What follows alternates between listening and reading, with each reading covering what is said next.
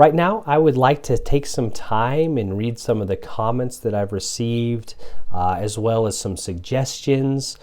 I'm just extremely humbled by all of the response that I've gotten here by sharing my story and history with psoriasis and what I'm trying to do on this journey to help cure my psoriasis. So thank you very much for taking the time to comment, and I'd like to continue the discussion here, read some of your comments here, and get some insight from it, because a lot of the comments are from people that have had psoriasis for a long time. They're sharing their personal experience, so I want to highlight that and see if we can pull some stuff out of here.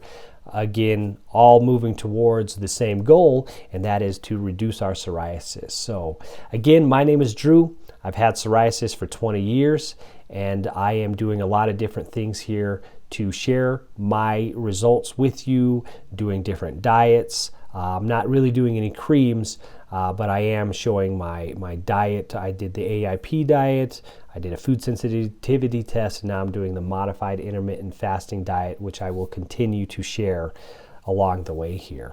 So I'm going to pull up some of the comments here, and we'll just read them and go through them and react as we go and learn some stuff from others.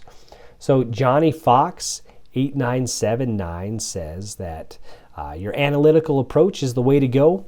I understand doctors don't have the time and or resources to follow patients that closely and regularly, but I believe that is how you identify the triggers. If we all had doctors following us on a daily basis with a tailored diet, allergy tests, blood tests, etc., I'm sure psoriasis would be a negligible bother. Unfortunately, we are stuck in this endless cycle of steroid creams, UVB treatment, which I personally find highly effective, not to mention the destructive immunosuppressors options. I'm going to comment on that in a second. Also, I would not underestimate the importance of sleep and stress, which are equally, if not more important than diet. I think you're doing a great job. Keep it up and keep us posted. Well, thank you very much, Johnny Fox 8979, for the thoughtful response. I will say yes, I have tried the steroid creams, and actually the UVB treatment did help me as well. I spent some time at the tanning booth. I live in Colorado where it's sunny a lot, so I do try to get outside as much as possible. There is some competing things to think about, right? So with the steroid creams, they tell you not to expose yourself to too much light or sunlight. So that's just, a little side note. Consider that if you're using a steroid cream.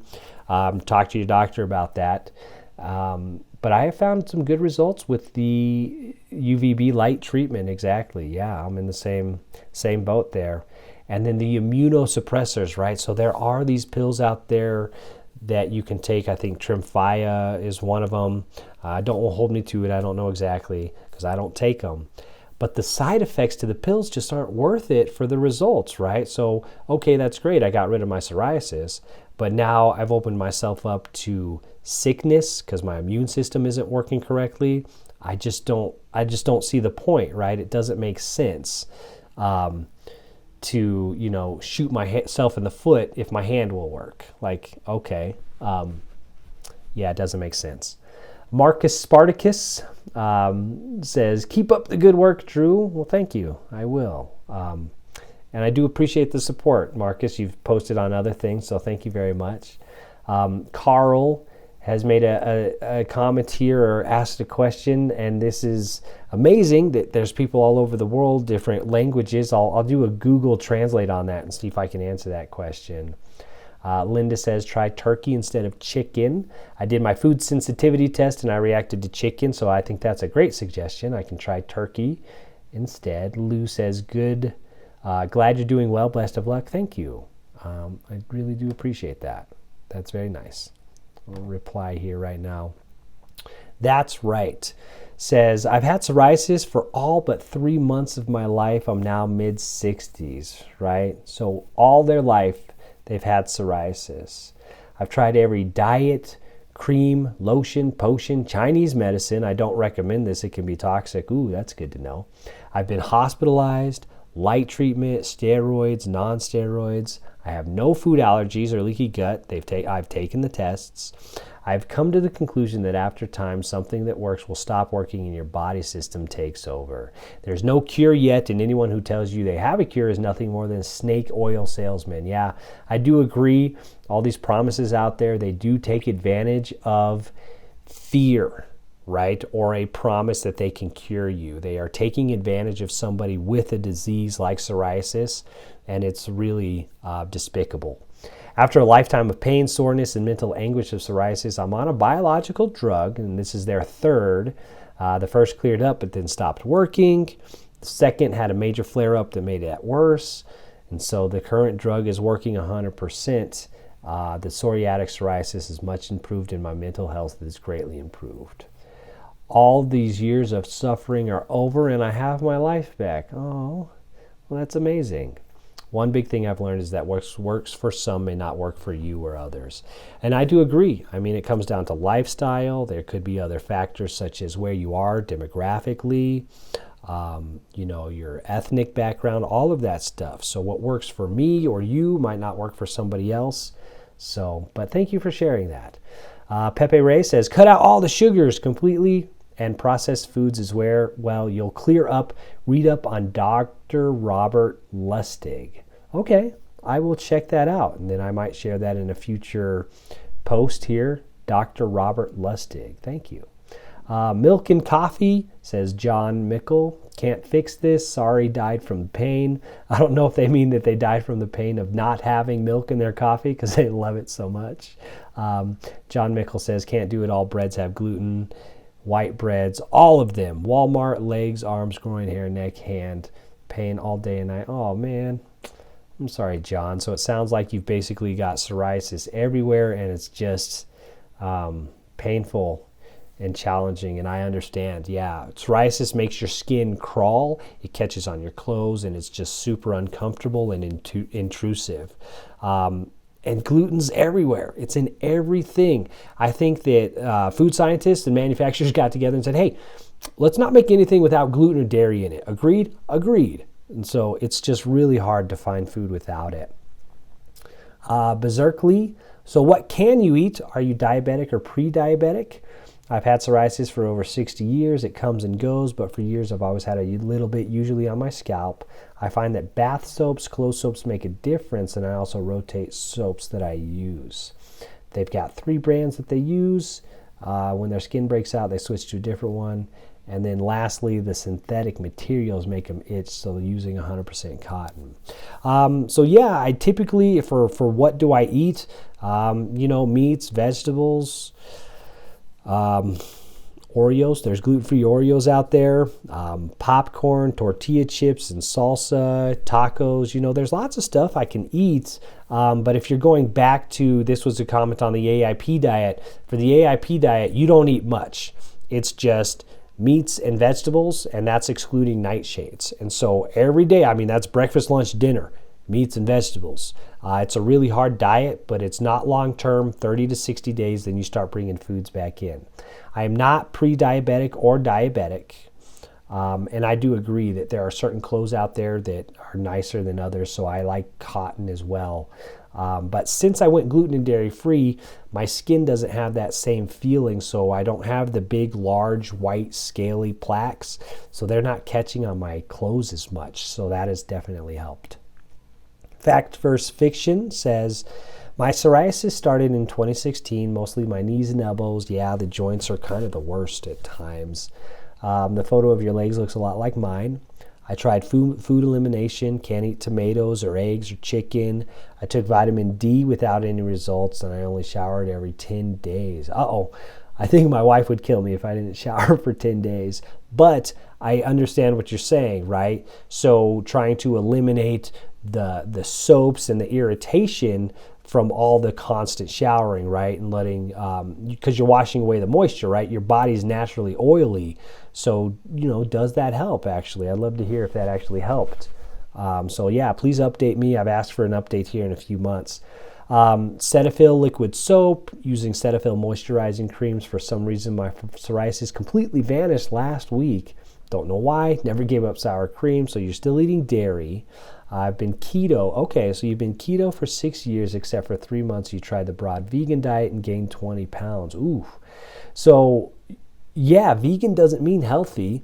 I know a lot of vegans that eat very unhealthy because you can still eat a lot of tasty treats on a vegan diet, and there's lots of substitutes for fats in place of butter and dairy products. So vegan does not mean healthy. So I can understand that you might have gained some weight, back on keto, lost the weight, and now the psoriasis is gone. Interesting. So yeah, please keep us updated. The keto diet is working for you. So Ed says, thank you. Blood test is what I will be doing next. Thank you. Yeah, I mean, give it a try. For me, it just helped kind of confirm some things that I thought. I've since started reintroducing some of the things from that blood test back in my diet. I'm strictly gluten and dairy free, doing the modified intermittent fasting diet, and I'll keep you updated as I go. Lane says, I had psoriasis for 62 of my 70 years. Oof. Over all the creams too, but find sunlight helps the most, and I take vitamin D and fish oil. You're a handsome young man and don't give up. Well, thank you. That's really nice. Thank you for the compliment there. And then I think you're right. Getting outside more. I do take vitamin D on a regular basis. Not for my psoriasis, though. Interestingly, I did a blood test just for my checkup to check my numbers with my doctor. I was low on vitamin D because of where I live in Colorado. But fish oil, I have heard some promising things about fish oil. I might consider adding that into my supplements here. Excuse me, just a couple more here. We're already at like 10 minutes, 11 minutes or so. Maureen Harper says, do any of these medications really work? In my experience, no. Not for long-term cure, sorry. The steroid creams, they do relieve the symptoms in the moment and they help. But long-term, no, they haven't eliminated it forever. But when my psoriasis was at its worst and just covered on my entire leg, the steroid cream did clear it up and reduce the pain and symptoms significantly. So I got that prescription through my doctor going to a dermatologist. So it's in his scalp, on the back of his head. Yeah, psoriasis doesn't care. It shows up everywhere. It can get under your nails. I think it can get inside your mouth, in your joints. So, I mean, psoriasis can get everywhere.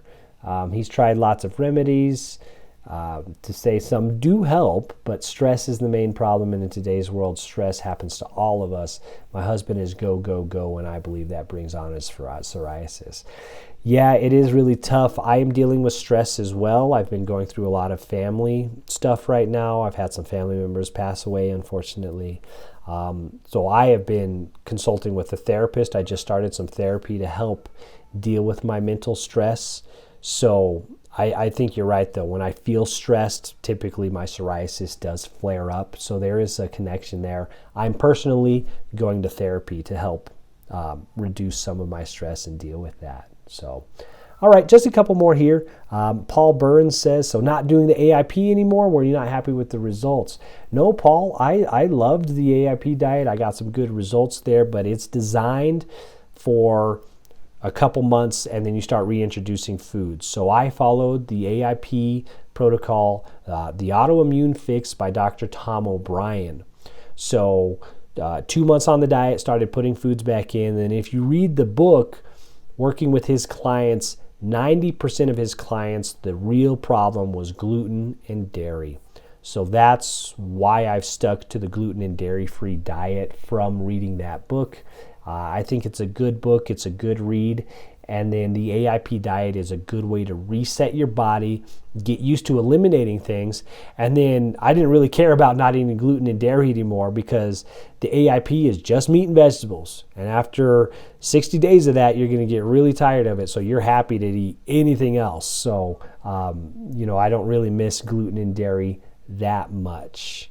So Marcus Spartacus says, hey, thanks. Looking forward to the results. Well, thank you. And then last one here, Sai says, hi, Thanks much for the video. I'm following your videos since 3 years. One problem I'm facing is the weight loss due to psoriasis. Restrictive diet. Can you please make a video on what you eat in a typical day and how many calories you consume? So I did make a video about kind of what I eat on a regular basis, and then of course I am continuing to do that now as I publish videos. You'll see what I eat every day of the week for the next 12 weeks.